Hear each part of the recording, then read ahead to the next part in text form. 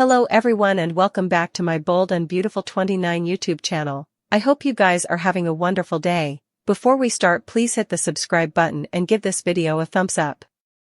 Ridge sees Brooke's water spill. Nick will continue to telephone up the love and try to move Brooke that she's better off without Ridge. Since Nick is getting ready for a marriage offer, he'll try to impress Brooke on this boat lift and set a romantic mood.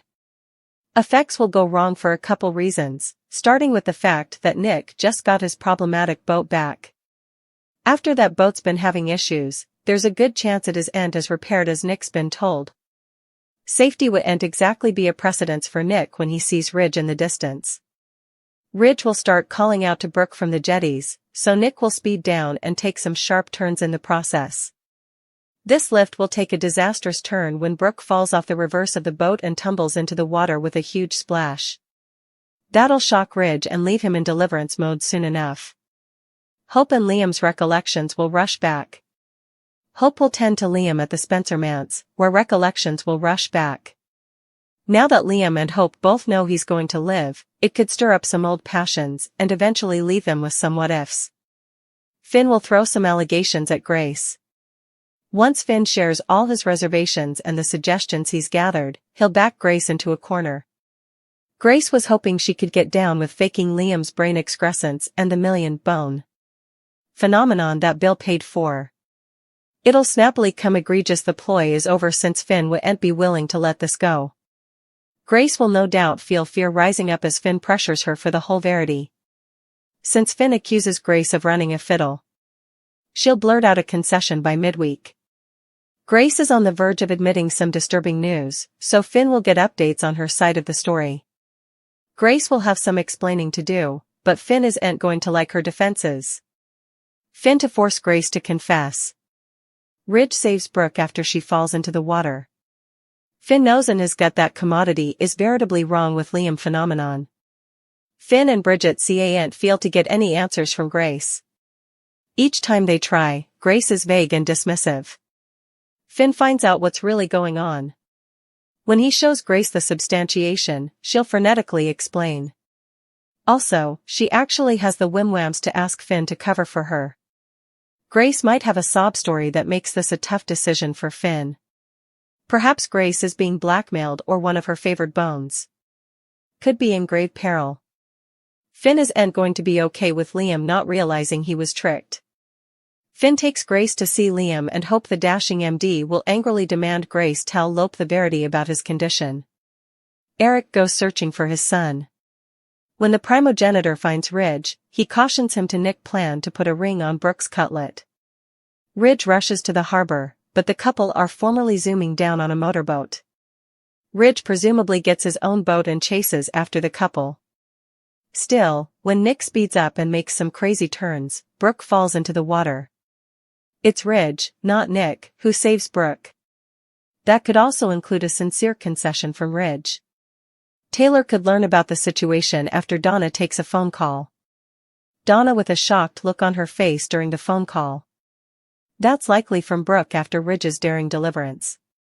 We could also see Sheila get indeed more suspicious. Sheila could follow Lee and discover Luna. The last time Ridge ditched Taylor for Brooke, she ran off to Europe and wasn't seen by her family for times.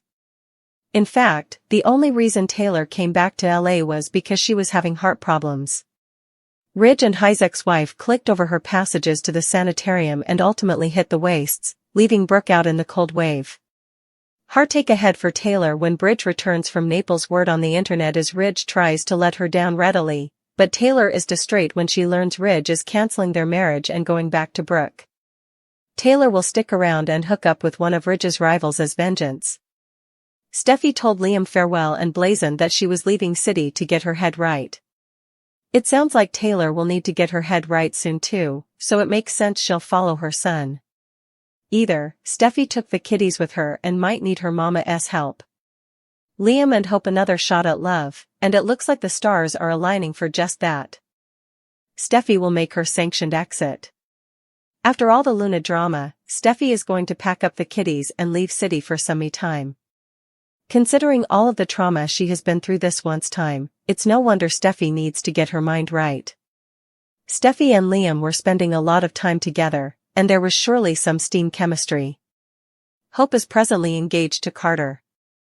Their engagement won't last now that Daphne is back at Forrester Creations. Hope's relationship with Carter worsening and Steffi out of the picture. If Hope and Carter resolve, she'll make a beeline for Liam's makeshift sanitarium room at the Spencer mansion. Since Liam's got a new parcel on life, he'll be happy to give Isaac's wife a shoulder to cry on. Nick disregarded about all the stylish of times WTH Brooke while gaping at his boat alone. As for Brooke, she was at her hostel ignoring about walking down from Ridge. She seized herself a drink of foamy water and tried to reuse her passions. Ridge was over in his own hostel room getting harangued by Eric. He formally again supplicated his son to give up the facade and leave Taylor and make his life right. He advised him that Brooke wouldn't be staying around ever. Just look, Nick is formally trying to invite her. Time is transitory, son, you got to catch up love while you can. Ridge decided to squash this mess formally and for all and headed on over to Brooke's hostel room. Still, knocking at the door didn't get him an answer. Brooke was busy gaping at her phone with earphones in and didn't hear his banging or calling her name. Eric turned up to check on the couple and was dissatisfied to find out his son no way got into Brooke's room. He supplicated Brooke to stay for his son and promised he was on her side through this. He was disappointed to hear Brooke would not, in fact, be staying on her partner. Rather, she's going out with Nick. Finn was at the sanitarium talking over his reservations with Bridget. They still know nearly nothing about the experimental surgery and Finn didn't love that. He was also having a hard time getting into Liam's medical records. Commodities ain't adding up. Finn caught Grace walking by his office and called her in. He demanded answers about Liam's miraculous recovery. Katie turned up to see her family but set up Taylor rather. Katie couldn't help but take a many cheap shots about the whole Italy trip and Brooke getting in some good alone time with Ridge. Taylor shot the discussion down and make it known that she trusted Ridge. She suggested Brooke do herself a favor and lean into Nick because Ridge is taken and Italy isn't going to change that. Taylor also launched into a whole diatribe about everyone being against her and Ridge being together. Eric is snooping, the Logans are snooping, and Brooke was snooping. Taylor was pleased she was winning every round, however, and claimed Ridge would be coming home to her and only her. Taylor was wrong. While she was boasting about her cosmic connection to Ridge, he was chasing down Brooke. He set up her at the root in the forecourt while she was staying for Nick. Oh, how we love when history repeats itself. Lee makes a pledge to Luna that she'll take good care of her. Brooke makes a decision that could affect the rest of her life. Brooke called out Ridge for the way he's treated her, and it was about time. She felt uncomfortable being in a beautiful country with a man she still loved. It felt like the macrocosm was playing a dirty trick on her. Ridge didn't want Brooke to leave. He told her to stay. She had formerly made it clear to him that she didn't want to be around the man she loved, who easily didn't want anything to do with her. Nick eventually made it once Eric who tried to help him from entering the private event. But it didn't work. Nick moved past him and towards Brooke. He could tell that she was in torture from talking to Ridge. He held out his hand and said, "Come with me." Brooke took his hand as Ridge watched them walk out together. Brooke is eventually off the merry-go-round. He betrayed Taylor by soliciting Brooke to take him back. Lee suddenly wasn't in the mood for lunch. She left it before after Sheila played a game. Sheila just wanted to visit her granddaughter's resting place. But Lee got huffy and left. Cleric noticed Lee leaving in a huff. Sheila told him that Commodity is out about Lee. Yeah, that's because she's keeping someone behind unrestricted doors back at the apartment. Lee prayed Luna to wake up. She flashed back the days when Luna was a little girl who was full of stopgap for the future. Lee promised Luna that she no way had a chance at a good life, having been raised by Poppy. She'd make it up to her. She suddenly have a change of heart for someone she wanted nothing to do with before. Electra and Will are glad they do'n't have to deal with Luna presently. Will had an intriguing offer involving his gal. He allowed. They should be in Naples with the rest of the Forrester Creations crew. Rather, they had to stay and work.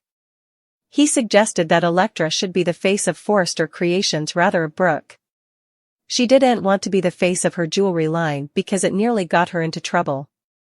But now that the peril is behind them, will she want to shine the limelight on her? Elektra would make the perfect model. She could break hearts around the world. Elektra come the new Brooke.